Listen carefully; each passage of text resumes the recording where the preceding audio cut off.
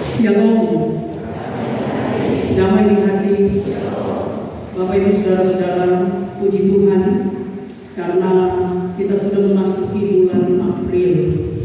Di bulan April ini kita akan merayakan Jumat Agung, kita akan mengikuti perjamuan kudus, bahkan kita akan merayakan Paskah, hari kebangkitan Tuhan Yesus Kristus. Dan hari ini adalah Minggu Sengsara yang terakhir, Minggu Sengsara yang ke-6, dirangkaikan dengan ibadah Hari Doa Sedunia bersama dengan Komisi Wanita Kaum Ibu, juga Komisi Anak Sekolah Minggu. Dan Hari Doa Sedunia di tahun 2023 mengangkat tentang kehidupan dari perempuan-perempuan yang ada di Taiwan. Sebagaimana refleksi para perempuan Taiwan tadi, kita sudah dengar bersama-sama dalam tema Aku telah mendengar tentang imanmu, dan sudah kita membaca bersama-sama dalam kitab Efesus pasalnya yang pertama. Nah, saudara-saudara yang terkasih, sepanjang Minggu Sengsara, ada 6 minggu sengsara, firman Tuhan melengkapi kita semua, bahwa kita belajar, kita merenungkan dan menghayati lagi tentang penderitaan, tentang kesengsaraan yang dialami oleh Tuhan Yesus Kristus. Yesus yang tidak bersalah sama sekali. Pilatus tidak mendapatkan kesalahan sekecil pun, tetapi Yesus dia dianggap bersalah, dituduh bersalah, sehingga dia harus disalibkan. Orang banyak, orang Yahudi, mereka berteriak, salibkan dia, salibkan Yesus, enyahkan dia, enyahkan Yesus. Nah, saudara-saudara yang terkasih, betapa menderitanya Tuhan Yesus. Bahkan perenungan kita Minggu Sengsara yang terakhir ini, dikatakan Yesus diolok-olok. Diolok-olok itu sama halnya dengan diejek, dihina, difitnah. Saudara, sekalipun Yesus diejek, dia dihina, tetapi Yesus sabar menanggung semuanya. Nyata sama dengan orang, ketika ada orang mengejek kita, ada orang menghina kita, maka emosi kita, amarah kita muncul, bahkan sakit hati. Perempuan yang kelima tadi membaca bahwa dia sakit ketika ada kata-kata, sakit karena verbal, kata-kata yang sangat menyakitkan. Sedangkan saudara, secara tidak langsung saja, ketika orang status, orang ejek, orang hina status kita, marah enggak? Marah kamu, kecewa. Karena itu kadang-kala orang bilang begini, kita bahaya-bahaya sekali. Maka kalau orang bikin jahat, kita lebih setan dari setan. Atau kita bahaya sekali. Maka berani orang bikin jahat, kita lebih jahat dari jahat. Karena apa, saudara? Merasa dihina, merasa dilecehkan, merasa diolok-olok, merasa diejek, itu sakit hati, itu manusia. Tapi Yesus tidak. Dia menanggung semuanya demi untuk supaya kita manusia dibebaskan dari belenggu dosa. Bahkan kita membaca dalam bacaan kita dikatakan bahwa kemudian serdadu-serdadu wali negeri membawa Yesus ke gedung pengadilan, lalu memanggil seluruh pasukan berkumpul sekeliling dia. Seluruh pasukan berarti bukan cuma satu orang yang mengejek, ada banyak orang yang mengejek Yesus. Bahkan sampai Yesus pun di kayu salib, dia masih tetap diolok-olok, tetap diejek. Mereka mengatakan orang lain ia selamatkan, tetapi dirinya sendiri tidak dapat ia selamatkan. Raja ia kan raja orang Israel masih diejek, padahal sudah sangat-sangat menderita. Nah, saudara-saudara, Yesus dia tidak membalas, tetapi dengan penuh kesabaran, Yesus dengan penuh kerendahan hati, kesetiaan, dia melakoni semuanya. Dia memanggur salib, memikul salib menuju Golgota. Bahkan dalam bacaan kita dikatakan bahwa para serdadu, para ahli-ahli Taurat orang Yahudi yang menyalibkan Yesus, mereka memaksa Simon dari Kirene untuk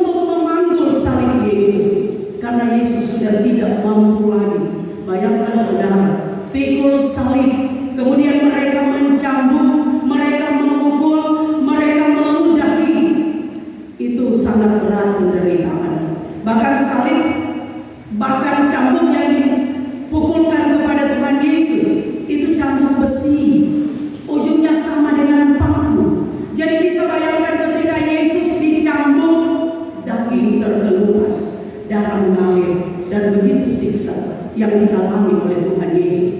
Dan ketika Yesus dia berada di atas kayu salib yang dikatakan di bukit Golgota atau tempat tengkorak.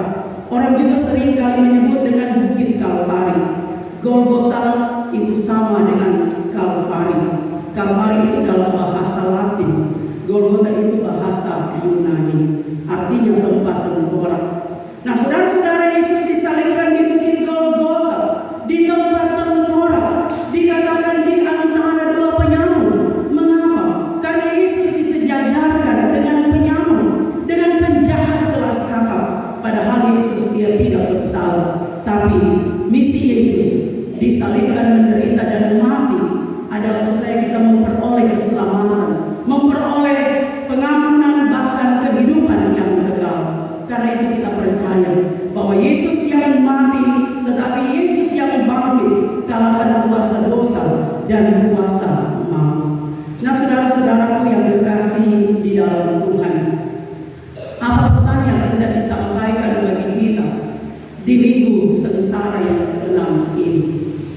Sepanjang minggu sengsara ini kita dilengkapi dengan firman Tuhan.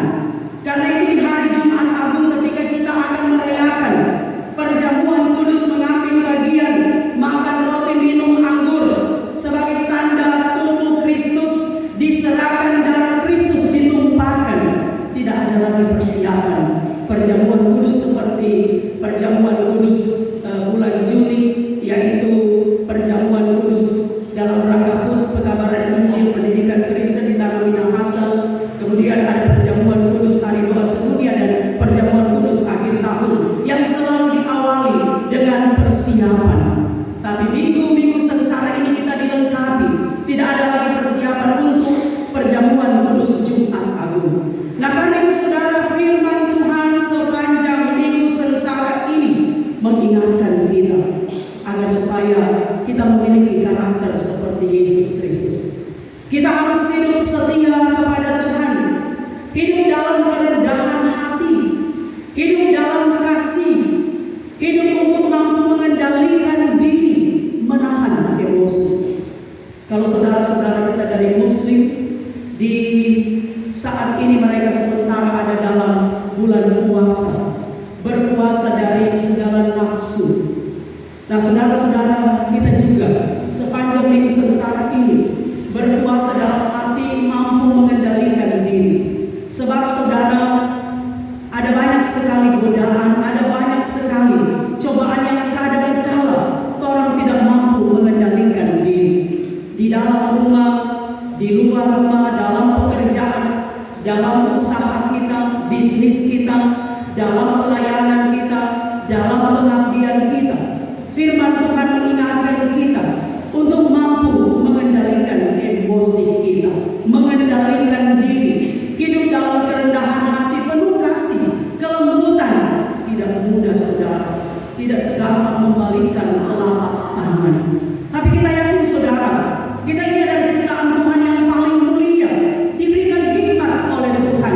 Kalau orang punya niat membuka hati kita, membuka pikiran kita, dikuasai oleh Roh Tuhan, tidak ada yang mustahil. Semakin hari kita menjadi dewasa di dalam Tuhan, sehingga iman kita bertumbuh, berakar, berbuah di dalam Kristus. Tapi kalau orang hati keras sama dengan batu, itu sangat sulit saudara. Orang yang hidup di dalam Kristus dikatakan sama dengan kapas di dalam batu. Kapas di dalam air maksudnya, bukan batu dalam air. Orang yang telah diubahkan oleh Kristus sama dengan kapas di air. Kalau kapas ada di air, air juga ada di dalam kapas, menyatu. Tapi kalau batu di dalam air, cuma batu di dalam air. Air tidak ada di dalam batu, saudara. Sulit. Kalau orang hati keras, orang Manado selalu mengatakan ketes kali.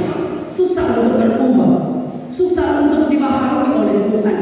Tapi kita yakin saudara, perenungan kita sepanjang minggu sengsara ini mau mengingatkan kita, menyadari kita bahwa semakin hari secara kuantitas jumlah usia bertambah dari 40 tahun jadi 41 tahun. Dari 30 tahun jadi 31 tahun. Hidup ini berjalan ke depan, bukan berjalan ke belakang. Ke belakang itu menjadi satu cemeti bagi kita untuk kita memperbaiki kehidupan kita, mengatur strategi, apa yang harus diatur, apa yang harus diubah, apa yang harus dibenahi, kita benahi saudara.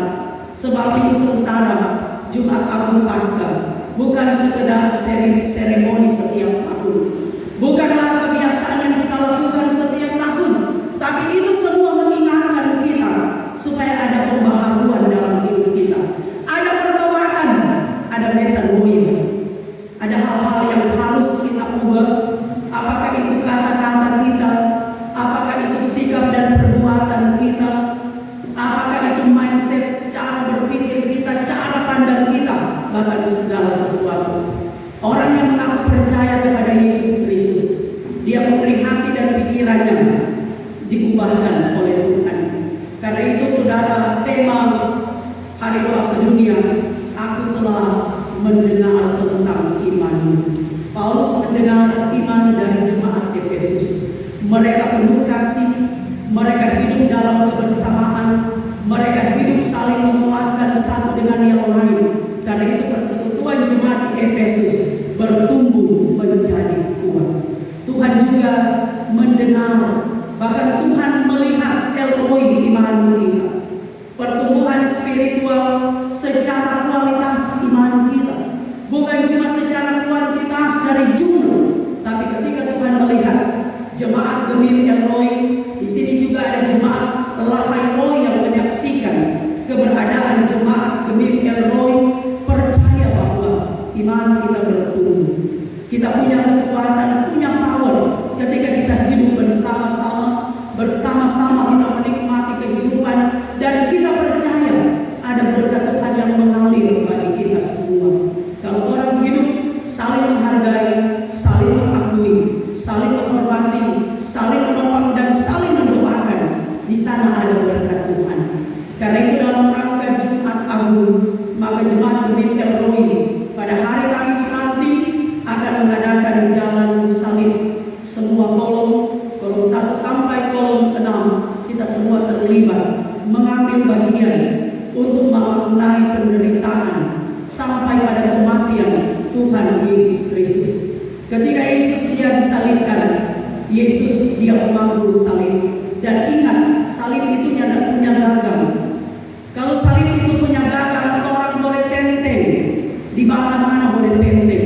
Tapi karena salib itu tidak punya gagang, jadi orang bingung. Semua orang punya salib, tapi salib kita berat ringan masing-masing.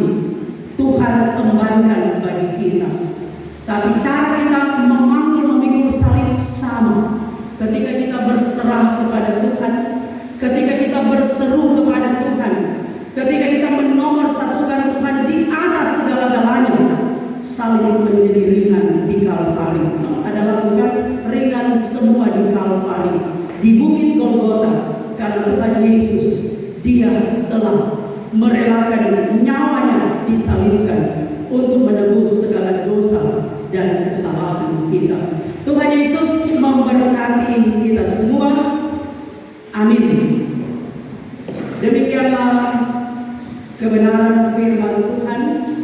Kita akan mendengarkan bersama-sama puji-pujian.